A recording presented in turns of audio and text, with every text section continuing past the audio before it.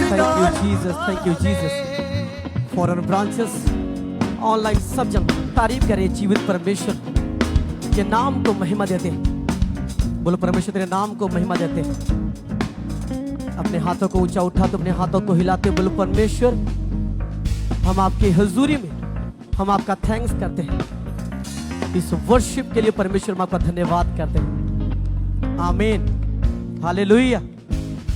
तो foreign branches सब जन अपनी अपनी जगहों पे आप सब बैठ जाएंगे। तो अब समय है वीडियो टेस्टिमनीज को देखने का। वीडियो टेस्टिमनी जब आप देखते हैं ये वो गवाहियां होती हैं जब आप वीडियो टेस्टिमनीज के जरिए जब आप लोगों की गवाहियों को देखते हैं आपको पता चलता है कि परमेश्वर कैसे अद्भुत और बड़े बड़े काम लोगों के जीवनों में करता है।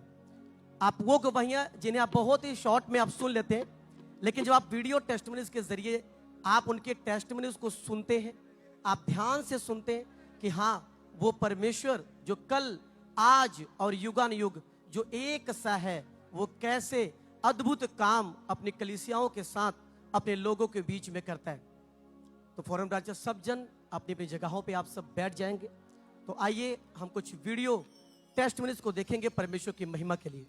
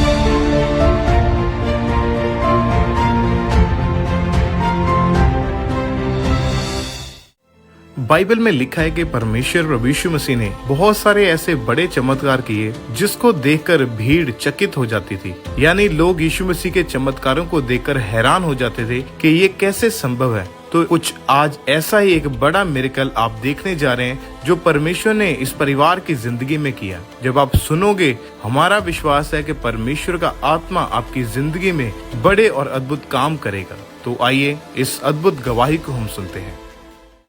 हालेलुया, सबको जय मसीह की। मेरा नाम पंचम है, मेरे बेटे का नाम बादल है। हम जलंधर के रहने वाले हैं। आज मैं अपने बेटे की जीवन की सबसे बड़ी गवाही देने जा रहा हूं। अप्रैल 2023 की बात है। मेरा बेटा बीमार रहने लगा। इसके बाद मैंने लोकल डॉक्टर से दिखाया तो उन्होंने मेडिसिन देकर वापस भेज दिया, पर फिर भी कोई आराम नहीं पड़ा। जैसे जैसे इसको प्रॉब्लम बढ़ती गई, इसका छाती में दर्द होने लगा, इसको रेसे आने लगे, मुंह से ब्लड आने लगे, तो हम लोग सब घबरा गए। फिर जब मैं अपने बेटे को जलंधर के प्राइवेट हॉस्पिटल में लेके गया तो डॉक्टरों ने एक्सरे किया। फिर डॉक्टर ने बोला कि अभी मेडिसिन देते हैं, इससे फर्क पड़ा तो ठीक है, नहीं तो फिर और भी इसके ट्रीटमेंट होंगे। फिर हम डॉक्टर से मेडिसिन लेकर घर वापस आ गए। मेडिसिन लगातार चलता रहा पर कुछ भी फर्क नहीं लगा, कुछ भी आराम नहीं आया। इसके बाद हम अपने सरकारी हॉस्पिटल में लेकर गए और वहाँ पर जो है से उन्होंने एडमिट किया और लगातार रिपोर्ट पे रिपोर्ट आने लगा तो उन्होंने बोला कि इसको टीबी हो गया है, इसको लगातार 6 महीने दवाई चलानी पड़ेगी। और इसके बाद उन्होंने एडमिट रखा, 2 से 3 दिन तक एडमिट रखा। इसके बाद और लगातार दवाई चलाया, फिर भी कुछ भी फर्क नहीं लगा, कुछ भी आराम नहीं पड़ा। इसकी वजह से हम लोग और घबरा गए और डर गए और बहुत से परेशान हो गए कि अब हम क्या करें। बहुत दिक्कतें आई, बहुत से सामना करना पड़ा कि हम काम छोड़कर अपना फैमिली को मतलब संभालना इतना मतलब मुश्किल हो गया था कि बहुत सारी प्रॉब्लमें आई, पर हमको समझ नहीं लगता था कि अब हम क्या करें। अब मेरे बेटे की कंडीशन इतनी ज़्यादा ख़राब हो गई थी कि कुछ कहा नहीं जाता था कि हम क्या करें, कुछ समझ नहीं आता था। जिस तरह इसको खून की उल्टी आना और बेड पे लेटा रहना, बिल्कुल ही कुछ नहीं करना, ना खाना ना पीना, कुछ भी जो कुछ ले आके देते थे खाता पीता नहीं था। जो खाता भी था तो उल्टी के द्वारा, वॉमिट के द्वारा निकल जाता था। और इसकी हालत बहुत सारी ऐसी मतलब हो गई कि हमको अपने आप से लगता था कि हम क्या करें, कुछ भी समझ नहीं आता था। इसको पट्टियाँ करते थे, पूरी रात लेकर हॉस्पिटल जाते थे। और ये जो है इसकी जो स्कूल की पढ़ाई जो है वो भी छूट गई, क्योंकि इसको चलना फिरना भी मुश्किल हो गया था, वीकनेस ज़्यादा हो गया था। जब इसकी हालत को मैं देखता था तो मुझे लगता था कि मैं क्या करूं, मुझे समझ नहीं आता था कि मैं क्या करूं, कैसे करूं कि ये ठीक हो जाए। क्योंकि हमारे फैमिली में एक बेटा यही है कि हमें सब चीज़ इसी पे भरोसा है, पर हमें समझ नहीं लगता था कि हम क्या करें, कैसे इसको ठीक करें। इसकी हालत देखकर लगता था कि हम मतलब क्या करेंगे बाद में, हम ऐसे अगर इसे कुछ हो जाए तो हम क्या करेंगे, कैसे रहेंगे, किस तरह से हम लोग अपना परिवार को संभालेंगे। लगातार हम डॉक्टर के पास लेके जाते थे, मेडिसिन खिलाते थे, पर कुछ भी आराम नहीं आता था, कुछ भी फर्क नहीं आता था। बहुत सारी दवाइयाँ खिलाए, बहुत सारे ढेर के ढेर लिफाफा भर भर के ले आते थे, पर कुछ भी आराम नहीं। डॉक्टरों ने बताया कि इसके साथ बैठना भी नहीं, इसके साथ सोना नहीं, इसके बर्तन अलग होने चाहिए। ऐसे ऐसे हालात मतलब हम लोग को देखना पड़ा कि हम लोगों ने कभी सोचा नहीं था। जब मैं बीमार हो गया था तो मैं बेड पे पड़ा रहता था, बेड से उठने का मेरे को मन नहीं करता था। ऐसा हो गया था कि मेरे को कोई मेरे से बात भी नहीं करता था। डॉक्टर कहते थे कि अपने बर्तन अलग रखने हैं, मेरे से कोई मेरे साथ खाना नहीं खाता था, मेरे को अलग करके ते खाना देते थे। जैसे मेरे जो फ्रेंड थे, उनके जो घर वाले उनको बोलते थे कि इसके साथ नहीं खेलना, इसको टीबी का रोग है। तो टीबी का रोग ऐसा है कि बातचीत करने से, साथ रहने से फैल जाता है, इसलिए कोई भी मेरे साथ खेलने नहीं आता था, मेरे साथ बातचीत नहीं करता था। जब मेरे से कोई बात नहीं करता था, मुझे ना ऐसा लगता था कि मैं मर जाऊं। इस टीबी के रोग से मैं काफ़ी कमज़ोर हो गया, बेड पे पड़ा रहता था। मेरे को बाथरूम भी मेरे मम्मा पापा लेकर जाते थे। इसके साथ साथ मैं खाना पीना भी कम खाता था। जब खाता था तो मेरे को वॉमिटिंग आ जाती थी। मेरे को मेडिसिन खाने के बाद घबराहट होती रहती थी। मेरे को ये लगता था कि मैं कब चंगा होऊंगा, मैं सिर्फ बैठा रोता रहता था। हम लगातार अपने बेटे को मेडिसिन खिला रहे थे, 5 से 6 डॉक्टरों को दिखाया और मेडिसिन खिलाया और अच्छी से अच्छे जगहों पे डॉक्टर के पास लेकर गए, पर फिर भी कुछ भी आराम नहीं आया, कुछ भी फ़र्क नहीं पड़ा। जब मेरा बेटा बीमार रहने लगा तो बहुत सारी मुश्किलें आई। मुझे कर्जा लेना पड़ा, जिस तरह की दवाइयाँ लेना, डॉक्टरों को देना वगैरह वगैरह, सब चीज़ मेडिसिन लेना, हर चीज़ से मतलब कामकाज भी बंद हो गया था। पर जिस समय मेरे बेटे की ये हालत थी, उस समय भी मेरा जो विश्वास था प्रभु यीशु मसीह पर था, परमेश्वर पर था, और मैं पहले से ही अंकुर नरुला मिनिस्ट्री के साथ जुड़ा हुआ था। मैंने बहुत सारी गवाहियां देखी थी और सुनी थी कि प्रभु कैसे लोगों को चंगा करता है। फिर 5 मई 2024 को हम अपने बेटे को लेकर खामरा चर्च में आए और उस दिन प्रभु के दास ने प्रार्थना की, स्पेशल प्रार्थना की, तुम यीशु के कोड़े खाने से बीमार चंगे हो चुके हो। तो मैंने अपने बेटे के लिए विश्वास किया कि मेरा बेटा बिल्कुल ठीक हो चुका है। यीशु के कोड़े खाने से तुम लोग चंगे हो चुके हो। By his stripes you are healed. Be healed in Jesus name.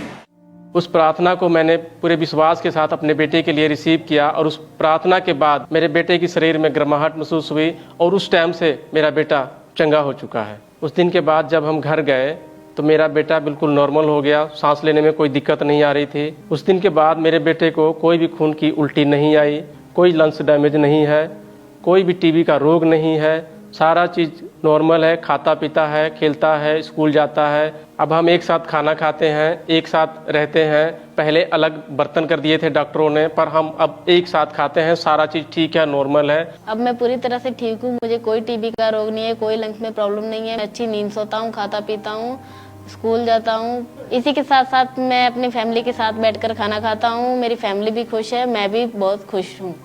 जिनके बच्चे आज भी बीमार हैं उनको मैं ये कहना चाहूँगा कि प्रभु ने जिस तरह मेरे बेटे को टीबी के रोग से आज़ाद किया और नया लंग्स को दिया है, इस तरह मैं आप लोगों से कहना चाहूँगा कि आप भी प्रभु पे विश्वास करो। जिस तरह प्रभु ने मेरे बेटे को चंगा किया, उस तरह आपके भी बच्चे को चंगा करेगा।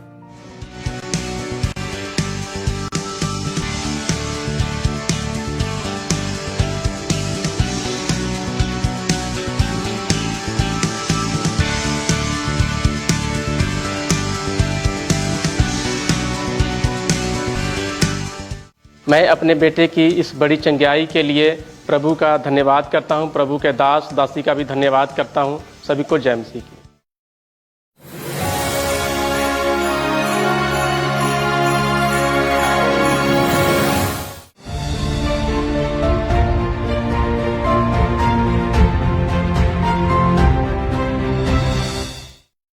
हालेलुया।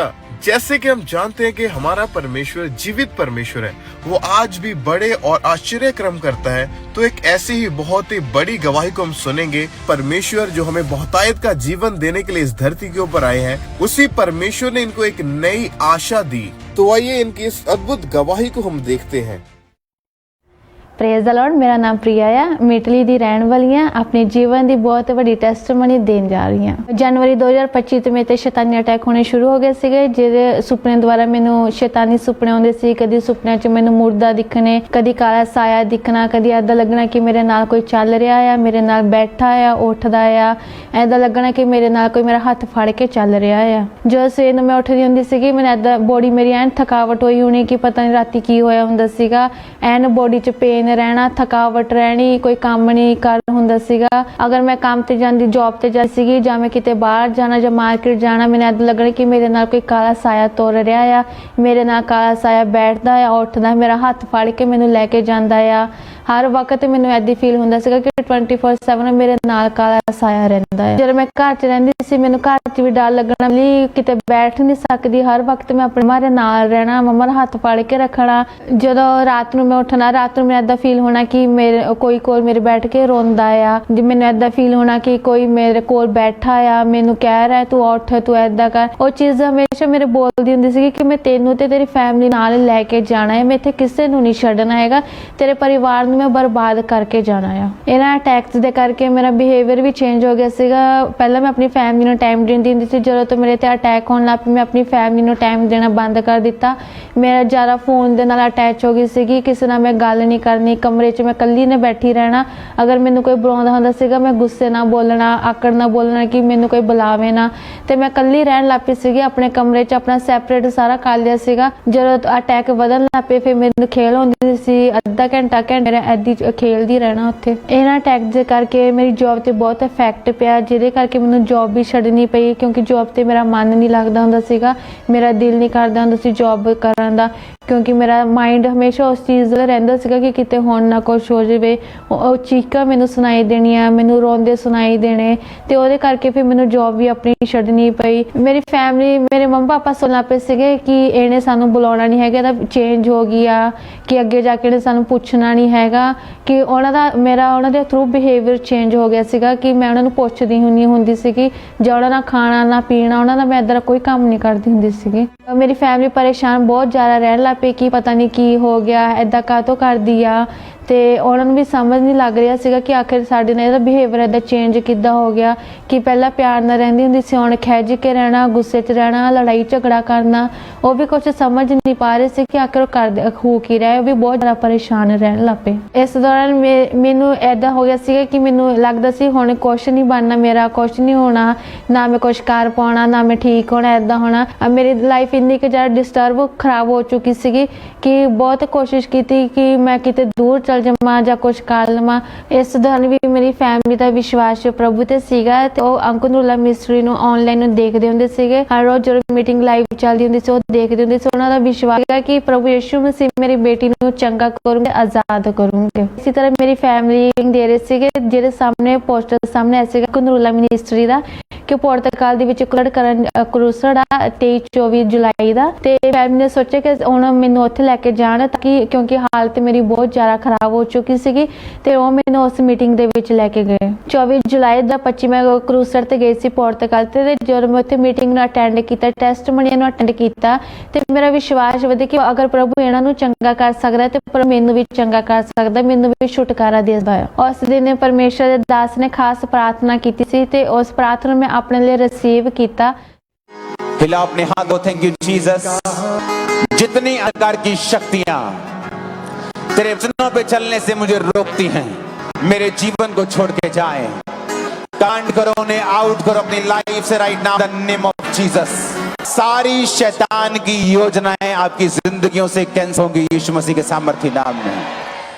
तो जिस दिन मैं उस प्रार्थना रिसीव किया, तो उस तो बाद ही मेरा छुटकारा होया। ਤੇ ਮੈਨੂੰ ਐਦਾਂ ਫੀਲ ਹੋਇਆ ਕਿ ਮੇਰੀ ਬੋਡੀ ਹਲਕੀ ਹੋ ਗਈ ਤੇ ਮੈਨੂੰ ਐਦਾਂ ਲੱਗਾ ਕਿ ਕੋਈ ਚੀਜ਼ ਮੇਰੇ ਵੀ ਨਿਕਲ ਕੇ ਚਲ ਗਈ ਆ ਤੇ ਮੇਰੀ ਬੋਡੀ ਐਨ ਹਲਕੀ ਹੋ ਗਈ। ਨਾ ਕੋਈ ਪੇਨ ਸੀਗਾ, ਨਾ ਕੋਈ ਐਦਾਂ ਲੱਗਦਾ ਕੋਲ ਮੇਰੇ ਖੜਾ ਆ ਜਾਂ ਕੁਛ, ਮੈਨੂੰ ਐਦਾਂ ਕੁਛ ਵੀ ਨਹੀਂ ਹੁੰਦਾ ਸੀ। ਉਸ ਦਿਨ ਤੋਂ ਬਾਅਦ ਨਾ ਮੈਨੂੰ ਸੁਪਨਾ ਕੋਈ ਡਰਾਵਨਾ ਆਇਆ, ਨਾ ਮੈਨੂੰ ਕੋਈ ਸ਼ਾਨੀ ਚੀਜ਼ ਨਜ਼ਰ आई, ना मैंने कोई आवाज़ सुनाई दी, ना मैंने कोई मुर्दा लोग नजर आए, बल्कि मैं बिल्कुल हैप्पी है। उस छुटकारे तो बाद परमेश्वर ने मैंने मेरी जॉब भी वापस दी, बल्कि ਜਿਹੜਾ ਕੰਮ मैं पसंद करती सी परमेश्वर ने ਉਹ ਮੈਨੂੰ वापस दिता ਤੇ ਹੁਣ मैं अपनी जॉब ਤੇ अपनी फैमिली ਚ बहुत खुश ਹਾਂ। ਤੇ ਉਸ ਤੋਂ ਬਾਅਦ मैं ਹੁਣ प्रेयर भी करदी ਹਾਂ, मैं ਹੁਣ ਬਾਈਬਲ भी पढ़दी ਹਾਂ, फास्टिंग भी ਰੱਖਦੀ ਹਾਂ ਤੇ ਜੋ मैं ਪਹਿਲਾਂ नहीं कर ਪਾਉਂਦੀ ਸੀ ਉਹ मैं ਸਾਰਾ ਹੁਣ कर पा रही ਹਾਂ। ਜਿਹੜੇ ਲੋਕ ਅੱਜ ਵੀ ਸ਼ੈਤਾਨੀ ਬੰਧਨਾਂ ਦੇ ਨਾਲ ਜਕੜੇ ਉਹਨਾਂ ਨੂੰ मैं ਇਹੀ ਕਹੂੰਗੀ परमेश्वर ਤੇ विश्वास रखो, खुदा ਦਾ वचन पढ़ो ਤੇ खुदा ਤੁਹਾਨੂੰ ਛੁਟਕਾਰਾ ਦਊਗਾ ਤੇ ਤੁਹਾਡੇ ਵਿਸ਼ਵਾਸ ਨੂੰ ਹੋਰ ਵਧਾਊਗਾ। ਜਿਸ ਤਰ੍ਹਾਂ ਵਚਨ ਦੇ ਵਿੱਚ ਲਿਖਿਆ ਆ ਕਿ ਪਰਮੇਸ਼ਰ ਦਾ ਪੁੱਤਰ ਇਸ ਲਈ ਪ੍ਰਗਟ ਹੋਇਆ ਕਿ ਉਹ ਸ਼ੈਤਾਨ ਦੇ ਕੰਮਾਂ ਨੂੰ ਨਾਸ਼ ਕਰੇ, ਇਸੇ ਤਰ੍ਹਾਂ ਜਿਸ ਤਰ੍ਹਾਂ ਨੇ ਮੈਨੂੰ ਆਜ਼ਾਦ ਕੀਤਾ ਹੈ ਉਹ ਤੁਹਾਨੂੰ ਵੀ ਆਜ਼ਾਦ ਕਰੇਗਾ।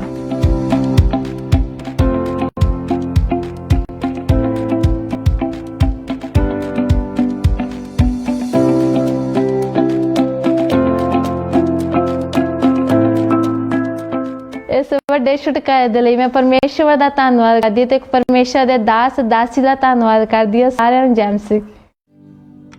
तारीफ करें सब जोर से तालियों के साथ, जोर से जीवित परमेश्वर के नाम को महिमा दें।